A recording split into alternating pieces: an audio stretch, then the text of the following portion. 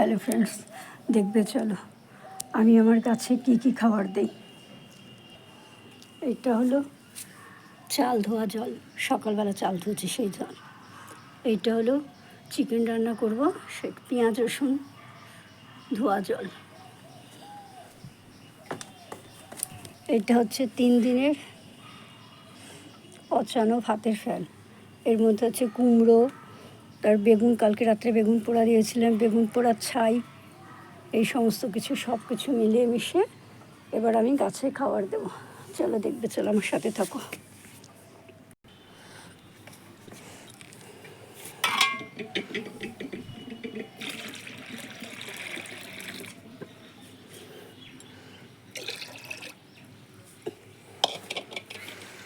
এই জলটা আমি ম্যাক্সিমামটাই দেবো বেগুন গাছে, কারণ বেগুন গাছে প্রচুর খাবার দিতে হয়। বেগুন গাছে তুমি যেরকম খাবার দেবে বেগুন গাছ তোমাকে তেমন ফল দেবে।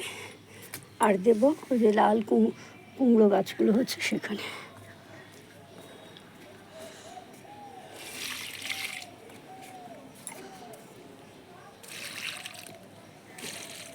এই গাছগুলো আমি বন্ধুর বাড়িতে রেখে গেছিলাম, তখন সবে ফুল এসেছিলো বেগুন গাছগুলোতে, কিন্তু ফুল আসলেই যে ফল হবে তা না।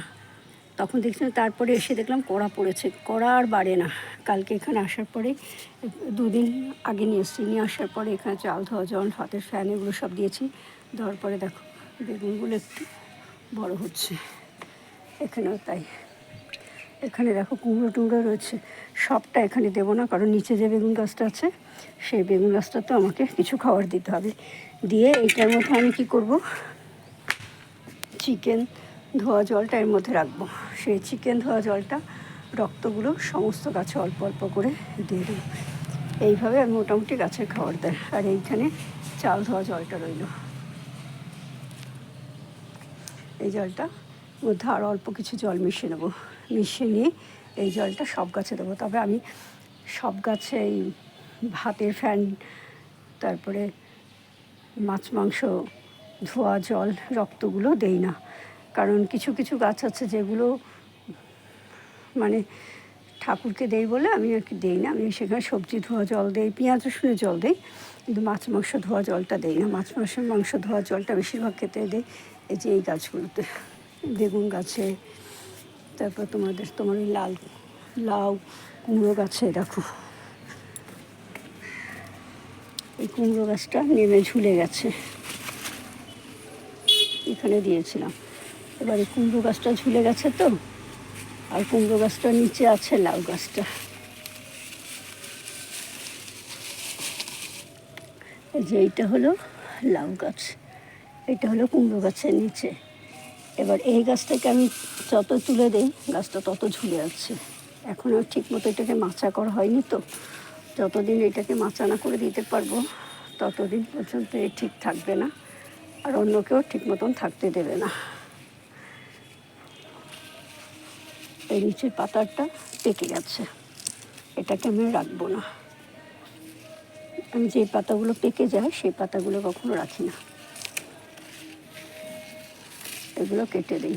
এগুলো কেটে দিলে কি হয়, এগুলো কেটে অন্যখানে ফেলে দেয় না, এগুলো এইখানেই দিয়ে দেবো, যেখানে আছে সেখানেই দিয়ে দেবো। এগুলো পচে সার হবে। আর কি হবে, যে লাউ পাতাটাও দেখো পচে গেছে, তাহলে লাউ গাছটা আমার রোদ পাবে, আলো হওয়া বাতাস পাবে, লাউ গাছটা পাবে। এর আগে যে লাউ গাছটা ছিল সেই লাউ গাছটা মোটামুটি ভালোই হচ্ছিলো, কিন্তু চলে যাব বলে এইখানটা ছিল বাসটার সাথে ছিল, ওটাকে তুলে খেয়ে নিয়েছি। আর যেহেতু কুমড়ো গাছটা বাইরের দিকে ঝুলে যাচ্ছে, দেখো ডগাটা বাইরের দিকে ঝুলে যাচ্ছে, সেহেতু কুমড়ো গাছটায় কী করলাম, কুমড়োর এই গামলাটা আছে সেই গামলাটাকে আমি কী করলাম, ভেতরের দিকে ঢুকিয়ে দিলাম। যেখানে সবুজ গাছ সাদা ক্যারেটটা আছে সেখানে ছিল, সেটা থেকে এখানে নিয়ে আসলাম। আর দেখো এখানে যে দেশি টমেটো আছে, এগুলো কিছুই কিন্তু আমি নিচে লাগাইনি, জানো তো, এগুলো সব আপনা আপনি হয়েছে।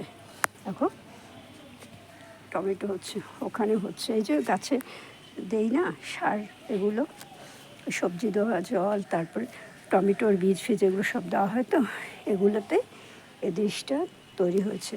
টমেটো গাছগুলো। ঠিক আছে ফ্রেন্ডস, আমার এই ভিডিওটা তোমাদের কেমন লাগলো অবশ্যই আমাকে কমেন্ট করে জানিও।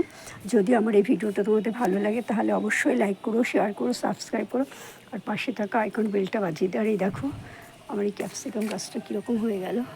এই যে এইটা ক্যাপসিকাম গাছ, কী বিচ্ছির একটা চেহারা নিল। যখন নিয়ে এসলাম তখন 3টে ফুল ছিল, 3টে ফুল সবই পড়ে গেল, পড়ে গিয়ে এরকম চেহারা নিল। ঠিক আছে ফ্রেন্ডস, আজ এখানেই রাখছি। দেখা হবে আগামীকাল অন্য একটা ভিডিওর সাথে। ততক্ষণের মতন তোমরা সবাই খুব ভালো থেকো, সুস্থ থেকো, আনন্দ থেকো। আর এই দেখো পদ্ম ফুল গাছটা কালকে দেখছি প্রায় মরা মরা, তারপর ভালো করে জল টল দিলাম। এই ডালগুলো মরে গেছে, এগুলো আবার নতুন করে দেখুন এই পাতাগুলো মরে গেছে, তো এটা কেটে দেবো। এখান থেকে আলাদা করে সুন্দরভাবে ব্রাঞ্চ বেরো হচ্ছে। আর এই দেখো এইটার পাতাগুলো নিচ থেকে ছেড়েছে। Bye, tata.